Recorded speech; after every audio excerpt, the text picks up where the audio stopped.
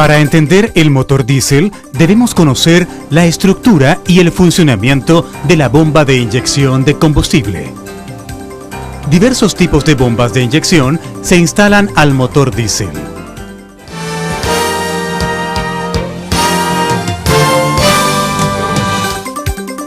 En este video les presentaremos la estructura y funcionamiento de la bomba de inyección en línea de 4 cilindros RLD tipo PE instalada en los motores de tamaño mediano. En el motor diésel, para obtener mayor producción de potencia, menor emisión de humo, mejor consumo de combustible y un bajo nivel de ruido en el vehículo, es necesario que se entregue al cilindro la cantidad exacta de inyección de combustible a alta presión y en el momento indicado.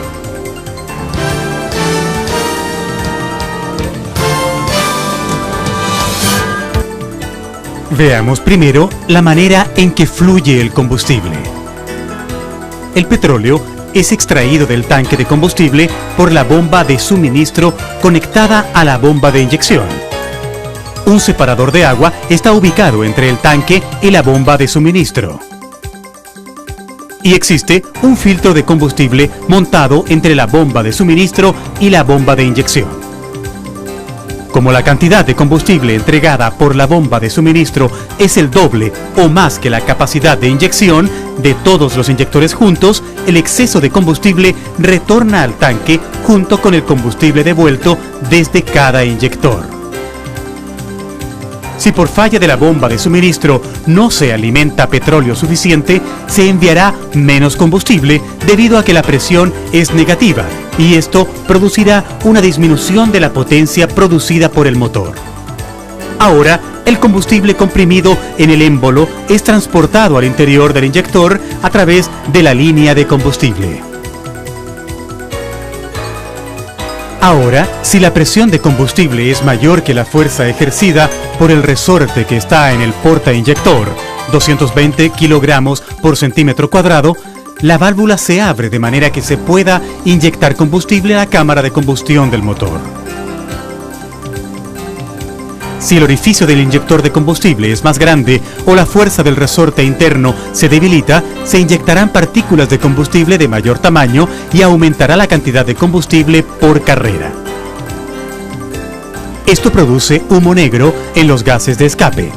Cuando se produce humo negro, revise la presión de compresión del motor, el filtro de aire, el dispositivo turboalimentador y efectúe una prueba de inyectores.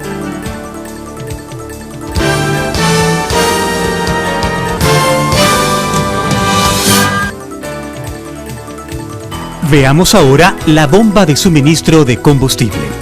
En la bomba de suministro, el alzaválvulas es movido por una leva especial en el eje de levas para operar el taqué y el pistón.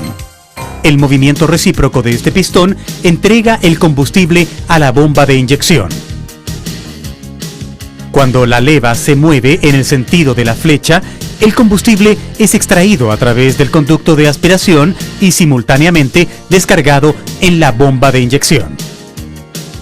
Cuando la leva se mueve en sentido contrario, se cierra la válvula unidireccional del conducto de succión, se abre el lado de descarga y se alimenta combustible a la cámara de la bomba de suministro. Si la presión de combustible en el lado de descarga sobrepasa el valor especificado, el combustible comprime el resorte del pistón en la cámara de la bomba, separando al pistón del taqué, cortando la alimentación de combustible.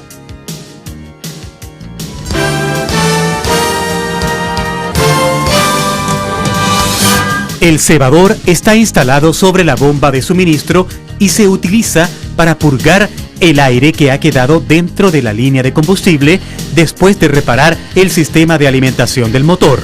Esta bomba alimenta el combustible cuando el pistón está comprimido y aspira combustible del tanque cuando el pistón se expande por la fuerza del resorte. Después de la operación inicial de alimentación del cebador, si no se aprieta la perilla de la bomba, la válvula de retención interna puede no funcionar adecuadamente, lo que resultará en un mal funcionamiento de la válvula de suministro. Por lo tanto, no olvide asegurar el cebador después del trabajo. La bomba de inyección se compone principalmente de tres partes. 1. El cuerpo de compresión con sus émbolos que comprimen el combustible y lo envían a los inyectores. 2. El gobernador que controla la cantidad de inyección de combustible. 3. El engranaje sincronizador que ajusta la distribución de la inyección de combustible de acuerdo a la velocidad del motor.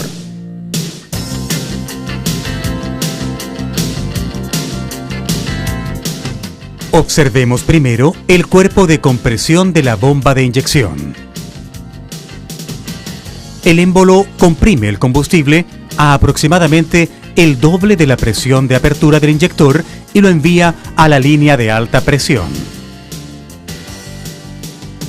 El combustible es alimentado cuando el émbolo baja a través del conducto de succión y descarga. La carrera de compresión comienza desde el instante en que el émbolo sube y se cierra el conducto de succión y descarga. Y termina en el instante en que el orificio helicoidal del émbolo coincide con el conducto de succión y descarga. La carrera efectiva es la distancia que hay desde el punto de partida al punto de término de la carrera de compresión. La carrera efectiva se puede cambiar girando el émbolo del inyector que está solidario con el manguito de control. Cuando el piñón es girado por la cremallera, se puede modificar de esta forma la cantidad de combustible inyectado. Dependiendo de la distancia de elevación de la leva, la cantidad de inyección varía. Específicamente, PES tipo A, PES tipo AS, PES tipo AD, PES tipo ADS. Entre estas, la PES tipo A y la PES tipo AS se utilizan en motores de tamaño mediano a pequeño, en tanto la PES tipo AD y la PES tipo ADS sirven para motores de servicio pesado.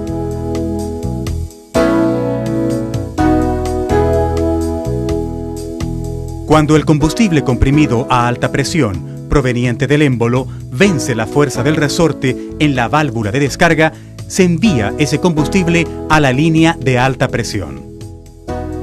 El propósito de esta válvula es mantener la presión residual en la línea de alta presión a fin de permitir que después la inyección posterior sea más fácil y evitar el golpe de ariete. El golpe de ariete produce una segunda inyección desde el inyector, humo blanco y mayor consumo de combustible. Cuando la superficie de la válvula está severamente gastada, la válvula de descarga no funciona correctamente, pues se retrasa la distribución. La selección de una válvula de descarga equivocada provoca la caída repentina de la presión en la línea de combustible. La caída repentina de la presión genera a su vez burbujas en la línea de alta presión, y estas burbujas corroen el interior de las tuberías y causan fenómenos de cavitación. El humo blanco se debe a problemas de filtración en el inyector de combustible, un retraso de la inyección, el usar una tubería de alta presión de tamaño mayor que el especificado o una mala operación de la válvula de descarga.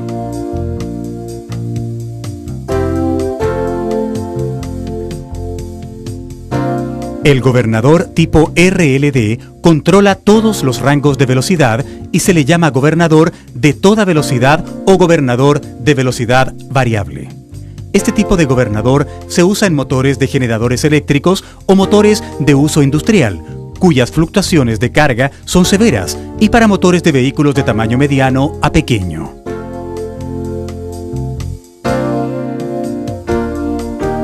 Al ver el gráfico de rendimiento de motor correspondiente al gobernador tipo RLD, se decide una curva entre θi y θF, dependiendo de la ubicación de la palanca de control de velocidad.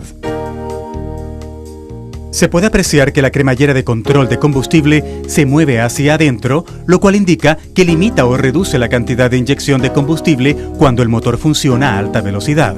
Presionando el pedal del acelerador un cuarto, un medio, tres cuartos o a fondo, se puede ver que el regulador limita la cantidad de inyección de combustible a altas revoluciones por minuto. Supongamos que el conductor presiona el pedal del acelerador solo hasta la mitad.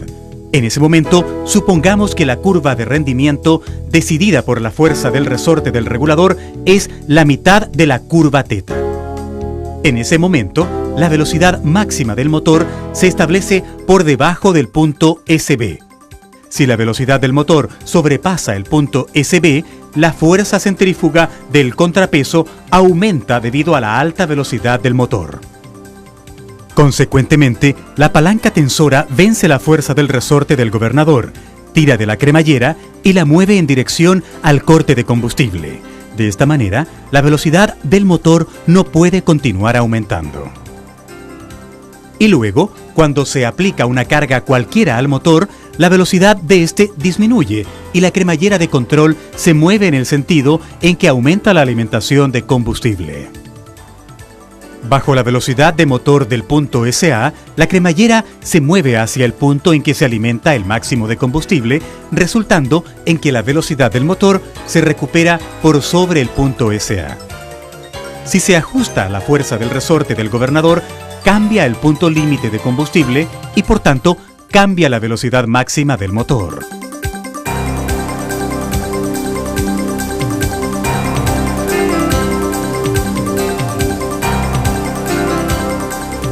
Veamos el funcionamiento del gobernador de tipo RLD. Cuando se mueve la palanca de control conectada al pedal del acelerador, el punto de giro de la palanca flotante pasa de P0 a P1. La palanca flotante es sostenida por la palanca sustentadora, la que a su vez está soportada por el eje de la palanca de control. Un extremo de la palanca flotante engancha con la rótula de la palanca guía, y el otro con la rótula de la barra conectora de la cremallera que está unida a la cremallera de control.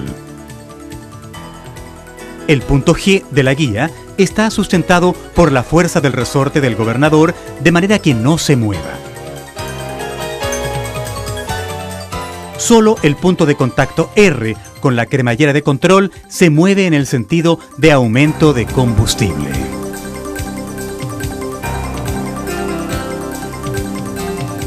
Partida del motor. Esta figura muestra cuando el motor es encendido mediante el motor de partida. Cuando el motor está detenido, los contrapesos permanecen cerca uno del otro.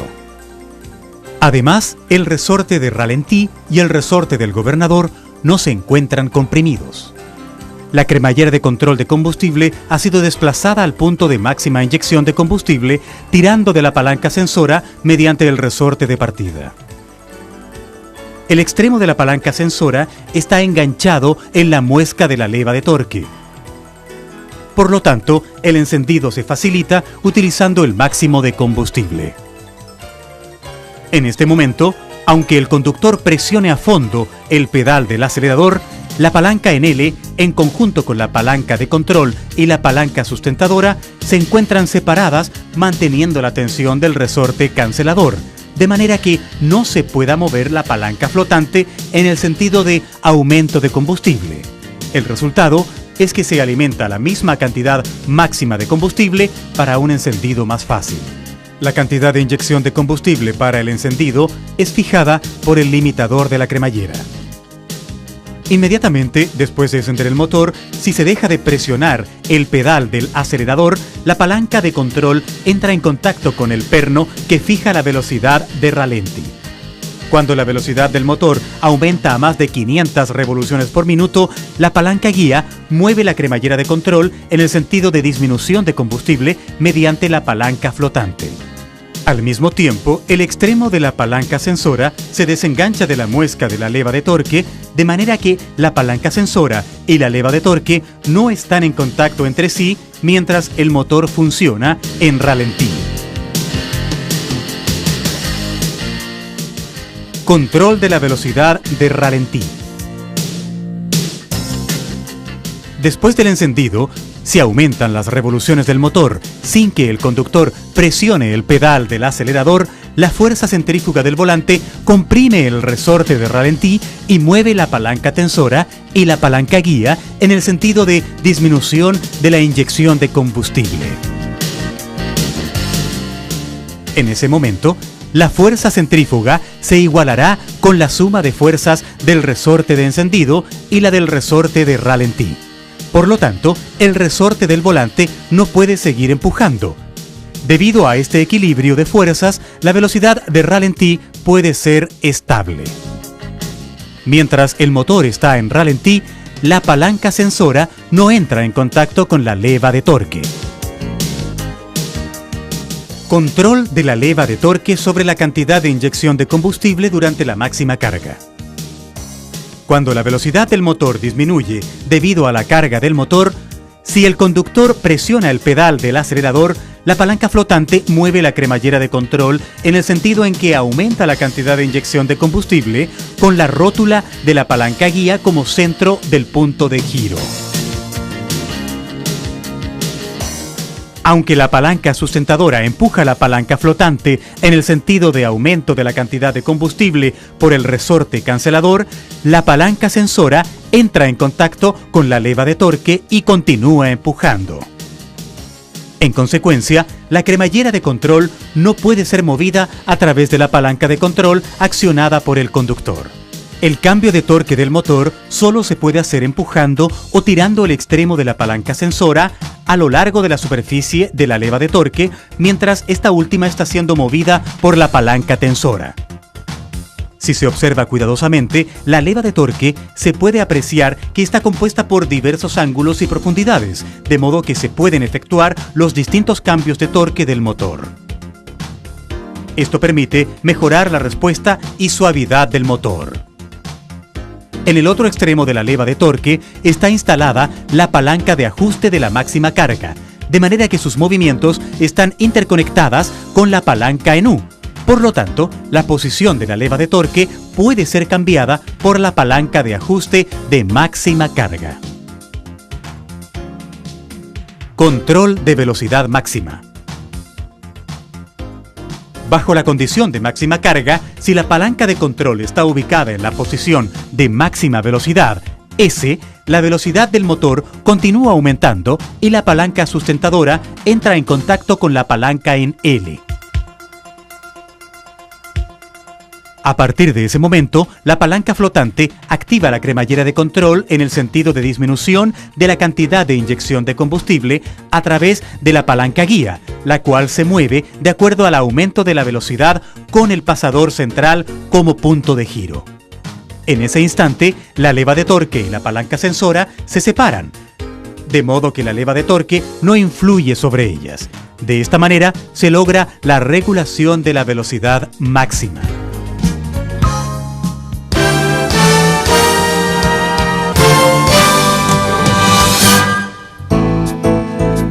Sobre la cubierta del gobernador hay dos pernos de tope que fijan la velocidad máxima y la velocidad de ralentí del motor. Si bien el perno de ralentí permite ajustar la velocidad de ralentí, no se puede fijar una velocidad inferior a la fijada mediante el ajuste del resorte de ralentí del gobernador. Cuando la velocidad de ralentí es demasiado baja, la aceleración repentina produce humo y disminuye la vida útil del motor. Por lo tanto, asegúrese de seguir las especificaciones para el ajuste de cada tipo de motor. Si se ajusta el perno de ajuste de velocidad máxima en un valor inferior al especificado, el motor no puede alcanzar la velocidad máxima especificada. En cambio, al soltar el perno, se aumenta la velocidad máxima. Cuando se debilita la tensión del resorte del inyector, aumenta la cantidad de combustible inyectado en la cámara de combustión, lo que resulta en la producción de humo negro. Si se aumenta indiscriminadamente la velocidad máxima, puede producirse humo negro en el escape, el turboalimentador puede dañarse, el consumo de combustible puede aumentar y el motor y la transmisión se pueden dañar severamente.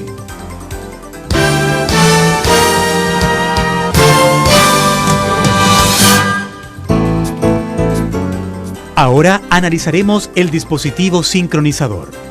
El propósito del sincronizador de la bomba de inyección es hacer que la inyección de combustible se efectúe en el momento ideal, de acuerdo al cambio de velocidad del motor. En el motor diésel, distribución significa el momento en que el combustible comienza a ser inyectado en la cámara del cilindro número 1. Generalmente, la inyección en un motor diésel empieza entre 15 a 5 grados antes del punto muerto superior y ocurre mientras el cigüeñal del motor gira entre 10 a 15 grados.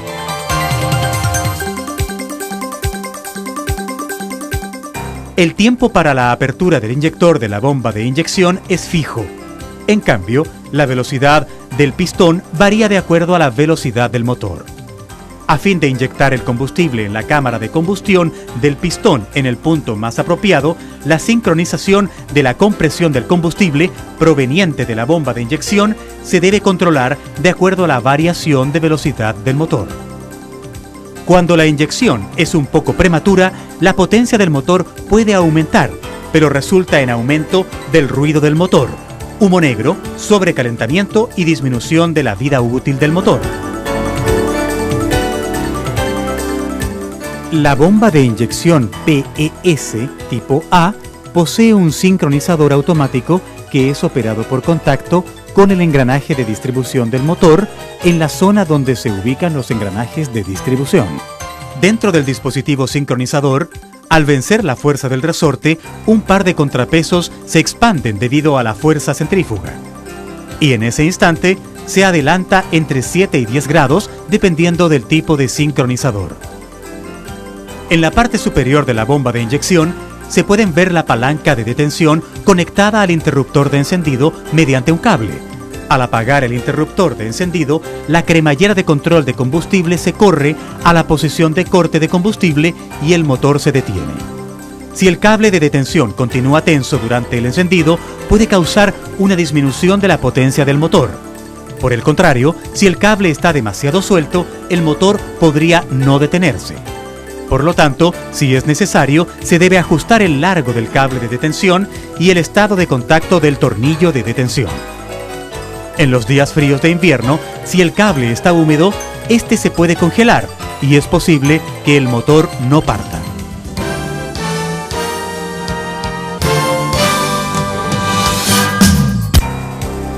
El turboalimentador permite que el motor alimente más aire al cilindro. Por lo tanto, la mayor disponibilidad de aire permite suministrar más combustible. Un compensador es necesario para incrementar la producción de potencia del motor para evitar que haya humo en el escape. Cuando se rompe el diafragma interno, el resorte está débil o se suelta la manguera conectora de goma. Puede disminuir la producción de potencia del motor, salir humo o acortarse la vida útil del motor.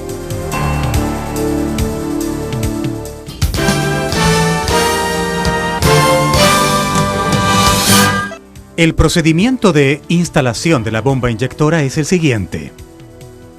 1. Gire la polea del motor en el sentido de rotación del motor. En este punto, asegúrese de verificar que la marca de sincronización en la parte inferior de la polea indique 0 grados y que el pistón del cilindro número 1 está en la posición TDC de la carrera de compresión. Si el pistón del cuarto cilindro está en la carrera de compresión, dele una vuelta más. 2. Llene la bomba con aceite de motor. 3. Alinee la marca de sincronización del engranaje con la marca que hay en la carcasa de la bomba. 4. Asegúrese de alinear la guía de la bomba inyectora dentro del orificio guía del motor. 5. Revise la distribución de la inyección de combustible de la bomba.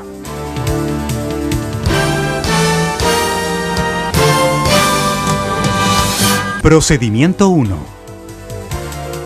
Abra la válvula de descarga número 1 y saque la válvula, el resorte y el retén de adentro de la válvula. Luego, vuelva a armar el portaválvula. 2. Conecte una manguera transparente a la salida de la válvula y luego conecte el extremo de salida de la manguera a un recipiente. 3. Ponga el interruptor de encendido en la posición ON. 4. Mientras gira el motor, opere manualmente el cebador de aire para descargar el combustible. 5. A partir de los 30 grados antes del punto muerto superior, gire lentamente el motor. 6. Cuando el bombeo se vuelva pesado, gire más lentamente el motor. Y deje de girarlo cuando la bomba de cebado no pueda extraer más combustible. 7. Lea la distribución marcada en la base de la polea del cigüeñal. 8. Si la distribución no es igual, suelte el perno de la carcasa y ajuste la distribución. Luego, repita los pasos anteriores del 1 al 7.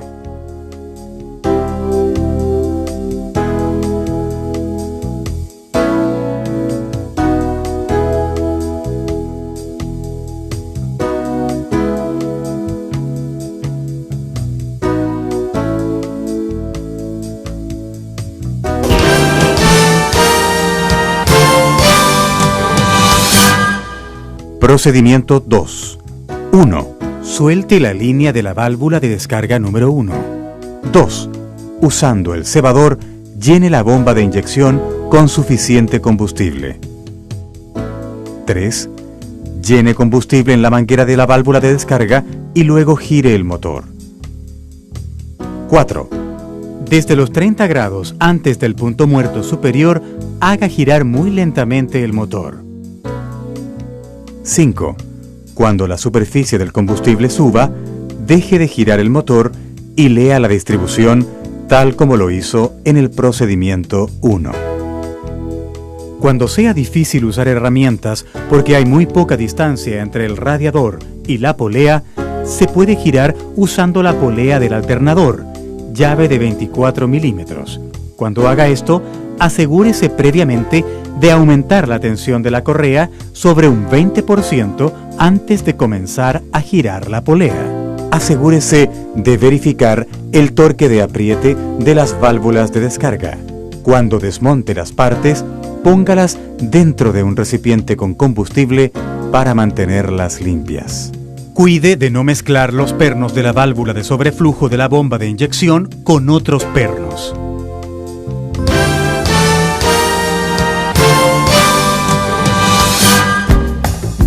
Después de desarmar y volver a armar el sistema de combustible, asegúrese de purgar el aire.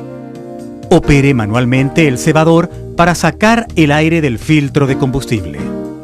A continuación, sangre el aire del émbolo de la bomba de inyección. Al hacer esto, las burbujas salen del lado de la alimentación, pero no de la válvula de sobreflujo. Y luego, mientras hace arrancar el motor con la llave de encendido, saque el aire de la línea de combustible de alta presión.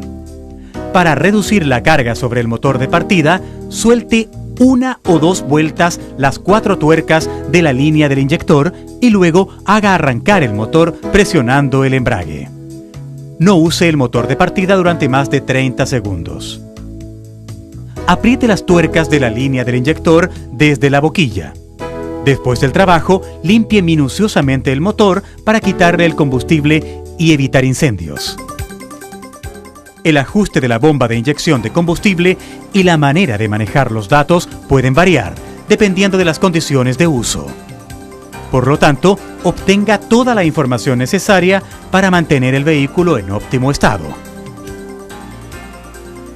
Específicamente, en el caso de que las partes a ajustar se encuentren selladas, obtenga la ayuda de profesionales y del fabricante. Si trata de ajustarlas usted mismo, puede dañar el vehículo o correr riesgos innecesarios al conducir. Aquí termina la sección de la bomba de inyección de combustible. Haremos todo lo posible por ayudarle a dar un buen servicio a vehículos comerciales.